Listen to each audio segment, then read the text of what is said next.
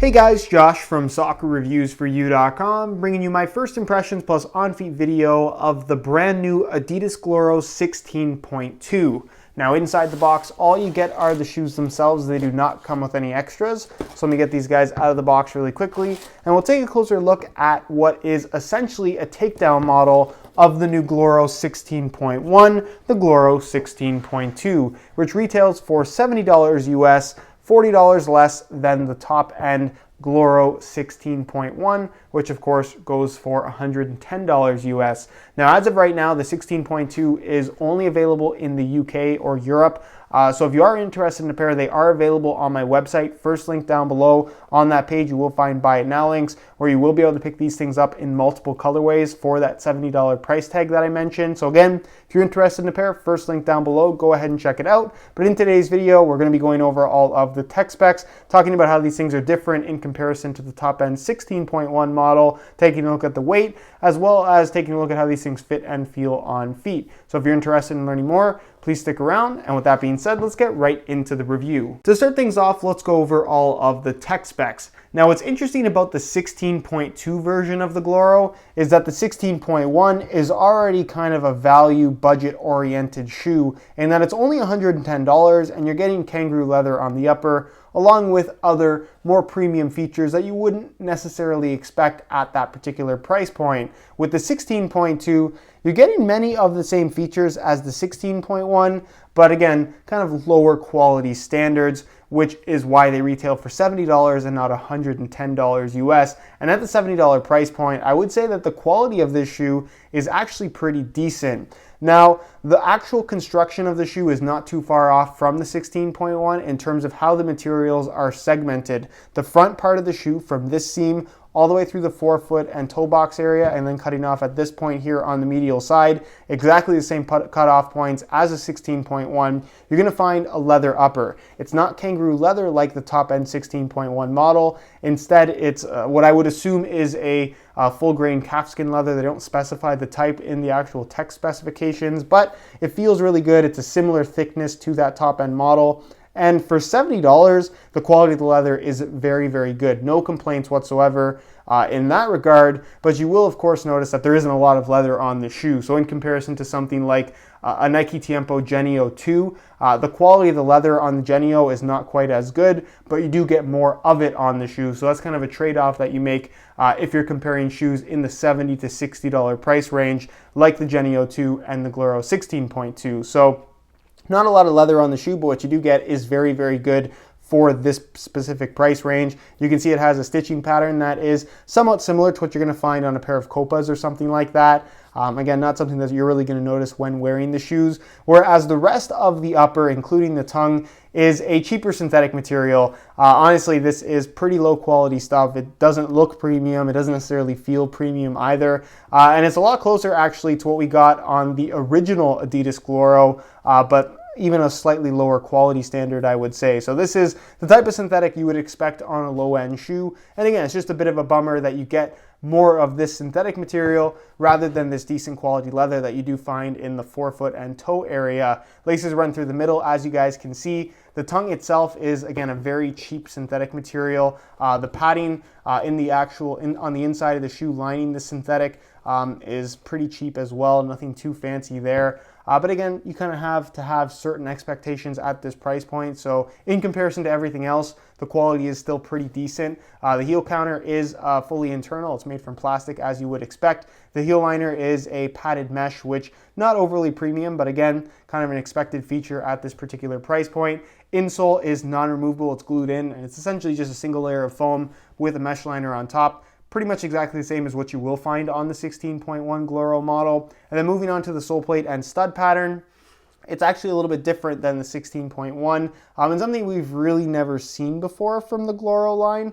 It features a fairly thin layer of TPU plastic, so it's nice and flexible, but the actual stud pattern is taken from older Adidas models. This is pretty much a triangular stud pattern layout that we've seen before from Adidas on the Nitro Charge line, the Predator line, as well as the F50 line, all models that are now discontinued from Adidas. So new shoe, old stud pattern. It's a stud pattern that's pretty well proven at this point. Again, pretty much the exact same layout that you're going to find on the 16.1, but instead of being conical studs, they're triangle in shape. So it's not quite as aggressive, but it's a proven stud pattern at this point from Adidas, which is why they included it here on the Gloro 16.2. So it should work well, and will work well, I should say, on firm natural grass playing surfaces. Nothing too fancy, but it will get the job done. So that's pretty much it as far as tech specs go. Again, for the price range that these fall into, the quality is what I would say above average. Again, you still have to kind of consider all of your options when you're shopping on a budget for a new pair of soccer cleats. Always consider what's on sale.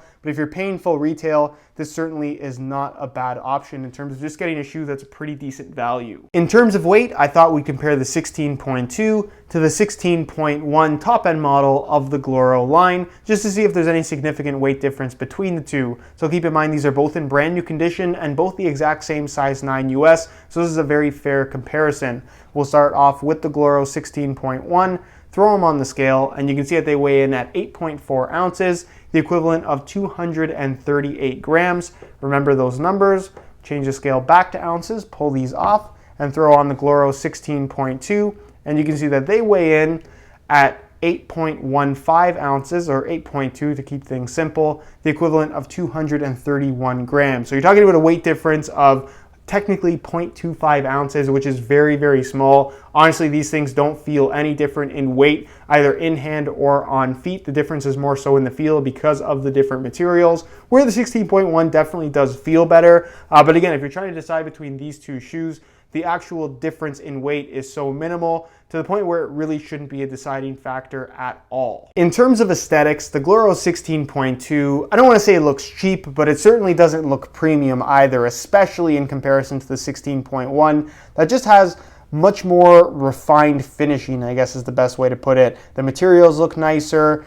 The embroidery around the Adidas stripes on the lateral and medial side looks really good. The leather quality looks a lot nicer. The sole plate looks more premium. Whereas this shoe really does look like a $70 soccer shoe, which again, that's not necessarily a negative thing, it's just kind of expected at this particular price point. This particular colorway features a nice royal blue upper. You have white Adidas stripes on the lateral and medial side, a black tongue, a black liner, your Gloro branding in black on the back of the heel, and then of course the sole plate is mostly black and white in color as well. And then for whatever reason, they've implemented this kind of strange shade of pinkish orange in the laces that I don't think really works well with this particular color scheme, but that's what they incorporated. This shoe's available in a couple different colors at launch, just like the Gloro 16.1 is. So if you don't necessarily like this one, there are other colorway options available, but that's kind of my feel on the overall aesthetics. It's a decent looking shoe, but it certainly doesn't look as premium as the top end 16.1. Let me know your opinions on it down below in the comment section. Do you like how these look?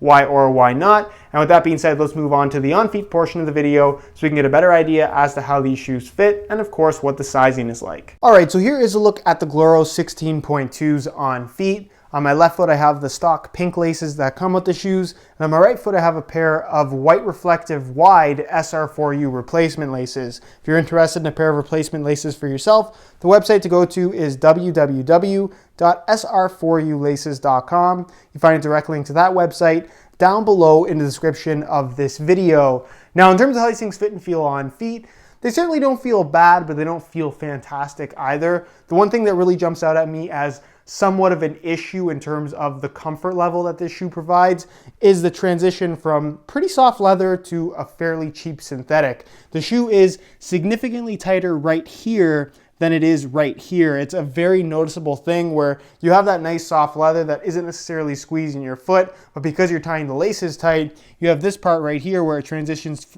to synthetic, where the shoe fits a lot tighter and you almost have a little bit of a pinch point, which is kind of unusual. And probably my biggest complaint with this particular shoe. Is this going to be a major issue down the line? Probably not. Once you break the shoes in, it's not something you're going to notice quite as much, but it is something that worries me in terms of responsiveness, just because you have such a difference in kind of rigidity of materials, in that this forefoot area and toe box area, because it is so much softer and more flexible than this cheaper synthetic they used, there's a lot of potential for that front part of the shoe to overstretch and just feel somewhat sloppy after you got a few hours of wear time in, especially if you buy them a little bit too big. So just worth noting with this particular shoe, if you were planning on picking them up, everything else about the shoe feels kind of what you would expect from a $70 option. The tongue is kind of chunky, but not uncomfortable, of course. The fit in the heel is okay. The mesh liner is obviously very comfortable. No heel slippage. The sole plate is nice and flexible, given that it is on the thinner side.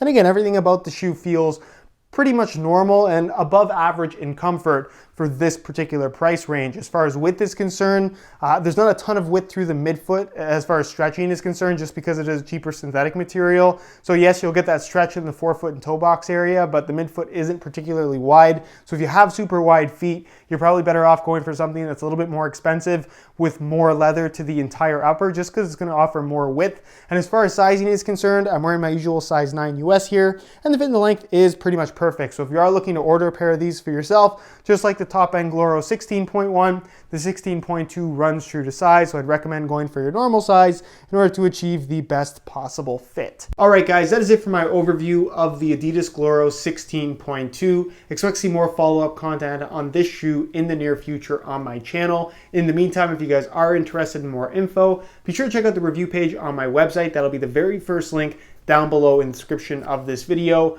On that page, you'll find high quality images of this exact pair that I took myself, as well as buy it now links, where you'll be able to pick these guys up for their $70 retail price. So again, if you're interested in a pair, first link down below, go ahead and check it out. If you have any questions at all regarding the Gloro 16.2, leave them down below in the comments and I definitely will get an answer out to you. If you enjoyed today's video, found it helpful and informative, be sure to support it with a like. Subscribe if you haven't already for daily videos on all the latest and greatest soccer gear. You can find all my social media information linked in the description as well. And other than that, guys, hope you enjoyed today's video. And as always, thanks for watching.